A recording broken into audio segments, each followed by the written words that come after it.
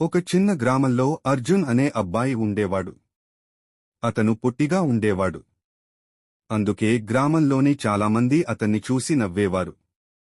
పొట్టివాడు, నువ్వు ఏం సాధిస్తావు అని ఎగతాళి చేసేవారు. అర్జున్ చాలా బాధపడేవాడు. కాని అతని అమ్మ ఒక మాట చెప్పింది. బిడ్డా, ఇతరులు ఏమన్నా పట్టించుకోకు. నువ్వు నీ లక్ష్యంపై దృష్టి పెట్టు.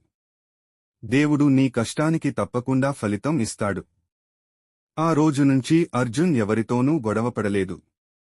ప్రతిరోజూ తెల్లవారుజామున లేచి వ్యాయామం చేశాడు. కష్టపడి సాధన చేశాడు. దేవుణ్ణి నమ్మాడు. కొన్ని నెలల తర్వాత జిల్లా స్థాయి పరుగు పోటీ జరిగింది. అందరూ అర్జున్ను చూసి మళ్లీ నవ్వారు. కాని అర్జున్ మాత్రం తన లక్ష్యాన్ని మాత్రమే చూశాడు. రేసు ప్రారంభమైంది. అందరూ వేగంగా పరిగెత్తారు. కాని చివరి వరకు ఆగకుండా పరిగెత్తింది అర్జున్ మాత్రమే. తన పట్టుదలతో అందరినీ దాటి మొదటి స్థానంలో నిలిచాడు. అప్పటివరకు నవ్విన వారందరూ చప్పట్లు కొట్టారు.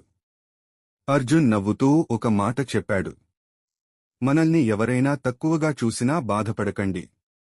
మన పని మనం నిజాయితీగా చేస్తూ ముందుకు వెళితే దేవుడు ఒకరోజు మనల్ని అందరికంటే పైకి తీసుకెళ్తాడు.